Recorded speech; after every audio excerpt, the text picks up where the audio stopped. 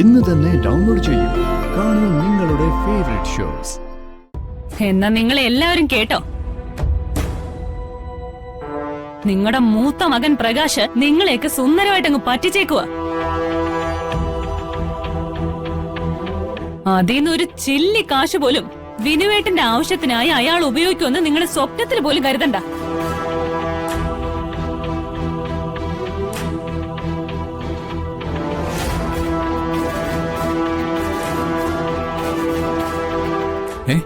എന്താ എന്താ ഇവിടെ ഒരു ബഹളം?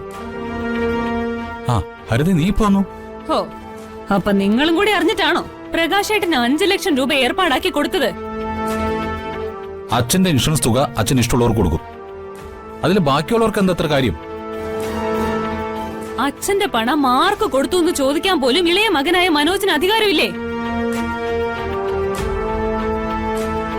മനോജ്, ഞാൻ നിന്നോട് പറയാറില്ലേ, നിനക്ക് ഈ വീട്ടിൽ ആരും ഒരു പട്ടിയുടെ വില പോലും തന്നിട്ടില്ലെന്ന്.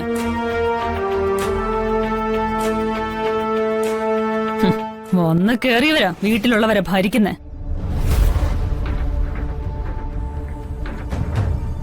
എല്ലാം എനിക്കറിയാം ഹരിതേ.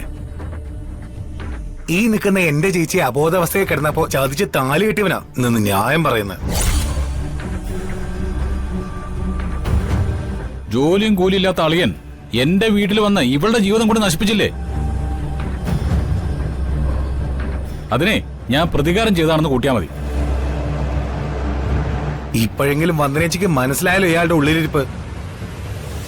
വന്ദനേച്ചോട് കാണിച്ച സ്നേഹമൊക്കെ വെറും കാപട്ടിയായിരുന്നു എന്ന് ഇപ്പം ബോധ്യായില്ലേ?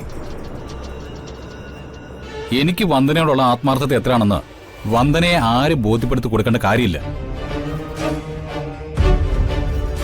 വയസ്സായ അച്ഛന്റെ കയ്യിൽ നിന്ന് പണം തട്ടിയെടുക്കാൻ ഇറങ്ങി തിരിച്ച നിനക്ക് ലെവലേശ് ഉളുപ്പെങ്കിലും ഉണ്ടോ? നിങ്ങൾ എന്റെ ഭർത്താവിനെ ഭരിക്കാനൊന്നും വരണ്ട.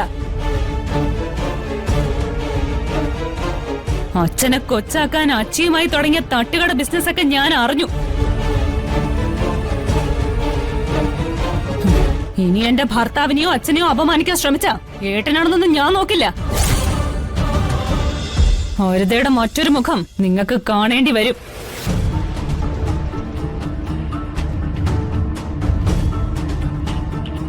എല്ലാവരും ഒന്ന് നിർത്തുന്നുണ്ടോ? ഒരല്പം സ്വസ്ഥത വേണം ഞങ്ങൾക്ക്. ഒന്നും ഇവിടെ അവസാനിക്കാൻ പോകുന്നില്ല.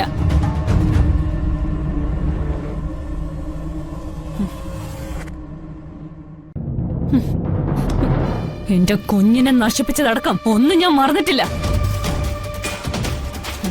ഞാനേ കരുണാകരക്കുറുപ്പിന്റെ മകളാ. എല്ലാത്തിനും ചേർത്ത് ഞാൻ പകരം വീട്ടിയിരിക്കും.